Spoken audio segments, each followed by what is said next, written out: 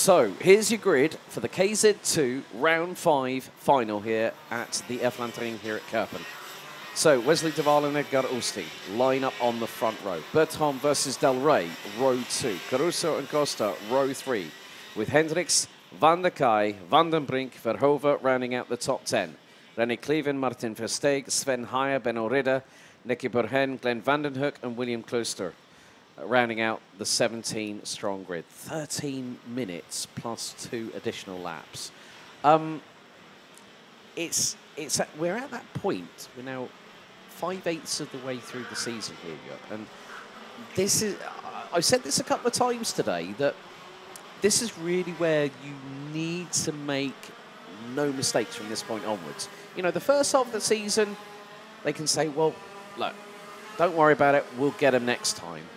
Now it's the point where if something goes wrong and the first thing that is sprouted from either the team boss or a family member, as if to say, what on earth was that?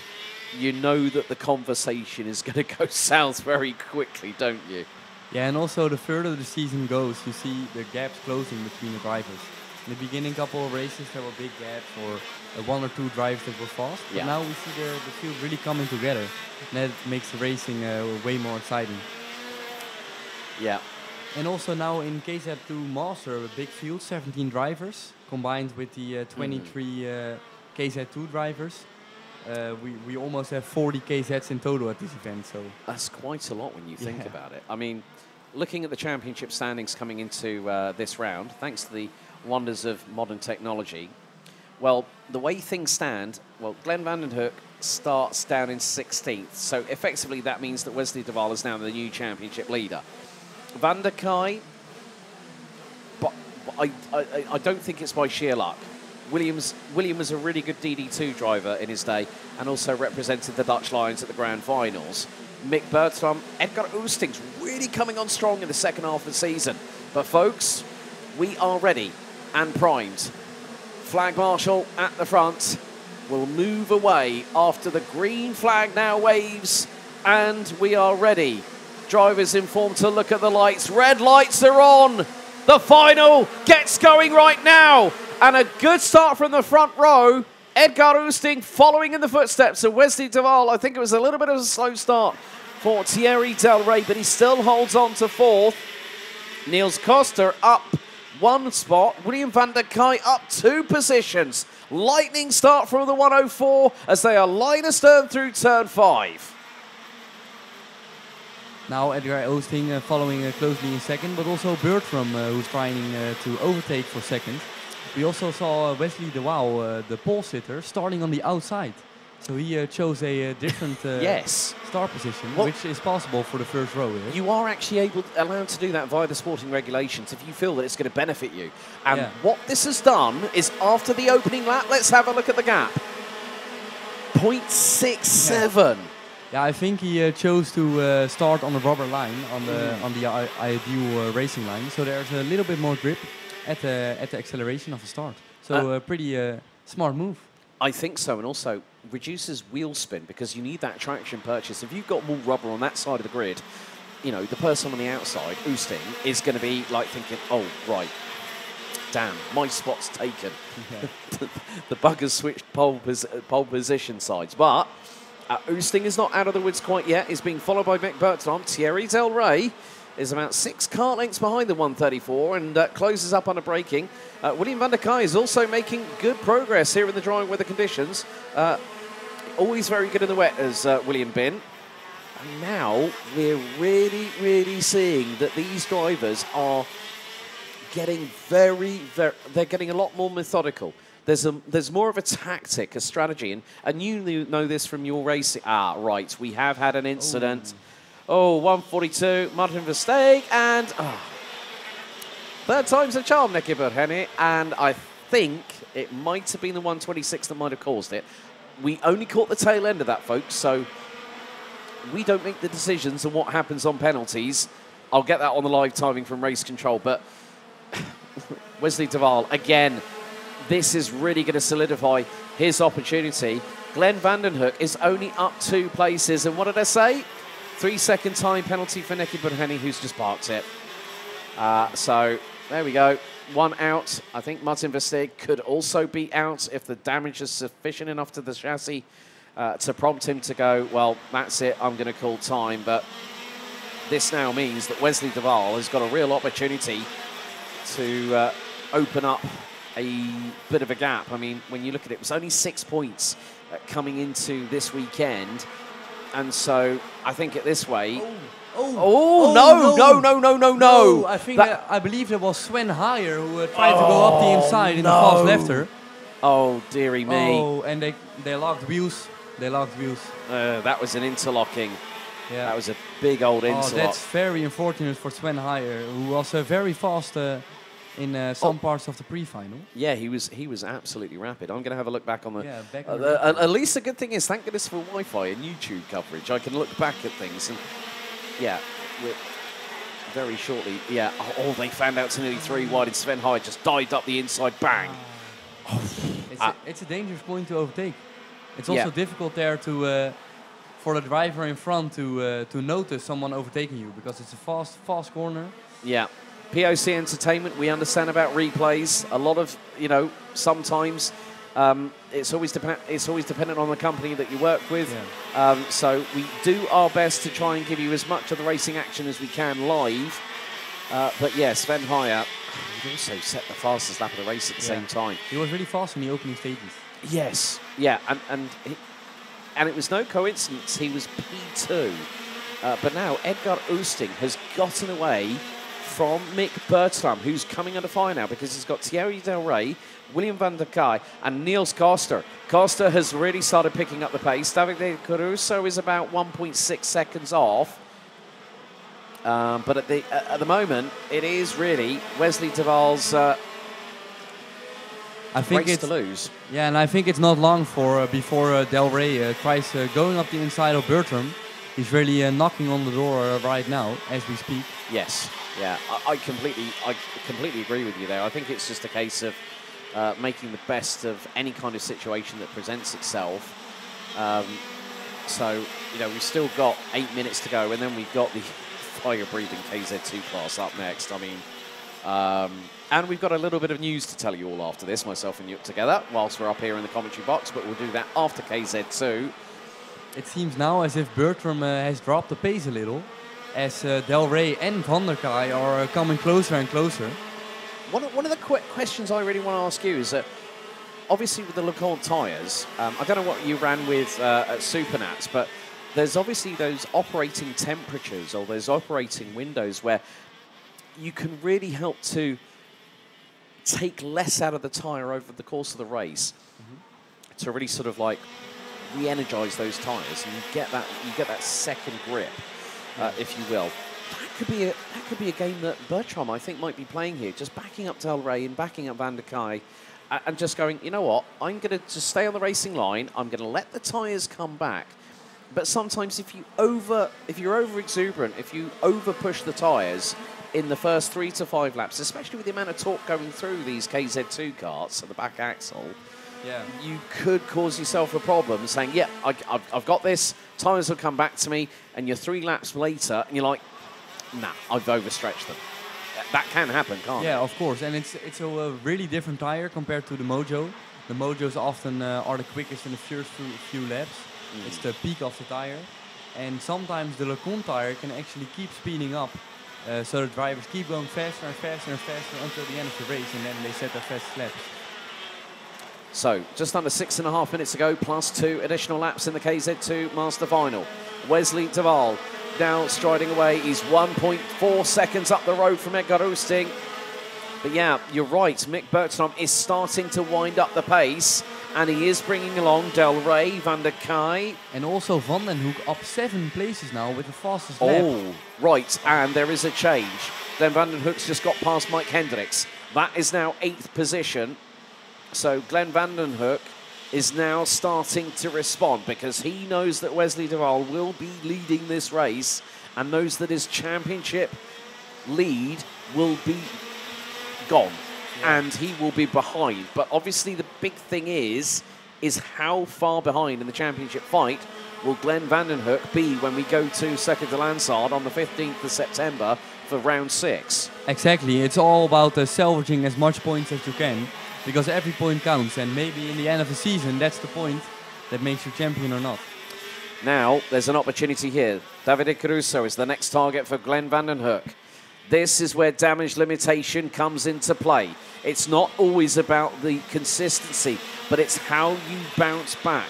Glenn van den Hoek and this final started down in 16th. He's now gunning for 7th position, and that could be more points to his tally. Meantime, De Waal has got a lead as he comes out of the final corner to complete lap number 11. 5 minutes to go.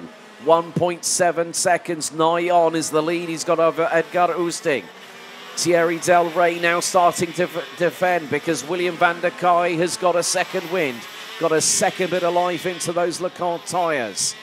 And this is also the case that, well, Davide Caruso is fending off, and he's right to do so here, Job, isn't he? Because it's for position. It's for 7th place. Okay, this might be one off for Caruso. To be honest with you, I'm just having a look at... Yeah, and it's also the final today, and the final counts. And especially here at Kerpen, it's very easy to defend your position. Well, Caruso... 2 or 3 overtaking corners, and if you close the gap there, it's really hard to overtake. Yeah, well, Davide Caruso was only with us at Genk, and then round 2 of the championship season. Oh, but now he goes for an overtake. Van den Hoek side to side, and he has it. That front axle on Glenn van den Hoek's kart was bouncing around more than Bugs Bunny on a good day. That was brilliant. He just, like, literally, you could see that the kart was wanting to be released, but Glenn was just holding it back through careful manipulation of the brake and the throttle, and also maybe a little bit of clutch there too. And you can use that to help you come through the corners, can you, with the clutch, or is it mainly just for the start? The clutch is mainly for the start, but what drivers always do when overtaking is most corners, most hairpins are in the 2nd gear here. But if they overtake, they shift back to 1st gear. It's really easy to rotate the kart then, and you have a better acceleration. Brilliant. So, and that also helps you stop the kart. If you go back 1 extra gear, the kart really wants to stop. So. Yeah. Sven Heyer's got his elbows out and just charges through on Benno Ridder. Now, that is a change for what is going to be 13th place. Really, and you know what? That's a really good insight. And I'm learning something new every time I commentate on KZ2, and it's great to have you alongside me. It's been a pleasure, you know, actually talking with you rather than talking about you on a stream. Yeah, but I think it's now with Glenn van den Hoek. He's put in the fastest lap of the race. I'm wondering now, he has got to find 1.8 seconds. 1.8 seconds. And if he gets another position, that's 6th place. So if he gains 10 positions, well, that'll be a good run for Glenn van den Hoek, but he's got to really, really find some pace from somewhere. But he might just think, well, hang on, if I'm 7th, and look, he's just put in another fastest lap, 43.228. Yeah, it seems as if he is definitely 2 or 3 tenths faster than drives in front of him. But he has a bit of a gap to close.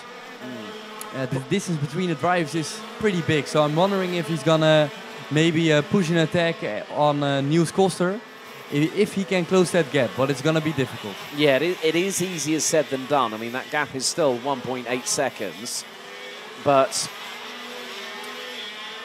you know, never for the want of trying. I mean, the thing is now he's got clear air, and also the fact is that Glenn van den Hoek has not been in some respects, when you look at what Wesley de Waal, Edgar Oosting, Nick Bergtron, Thierry Del Rey, the latter two who are battling over P3, Glenn van den Hoek has had nothing to lose. But also he hasn't had to possibly fight too hard, so it's not taking the life out of the tyres, and now we can go, right, let's go for it. Let's put it all on the line, see what happens. And now he's got that gap down by another 2.5 tenths. And he took nearly 3 tenths out of Niels Koster on that particular occasion. 43.3 plays 43.57. So that is over 2.5 tenths. So it's going to be close. It's going to be close. But also, I'm wondering how close it's going to be between these two in the checkered. Yeah, in the meantime, Del Rey is still following closely behind Bertram. Still right up behind. And maybe we're going to see an attack in a few laps. But until now, Bertram is defending very well. Yeah, that's very much the case. So, 30 seconds to go.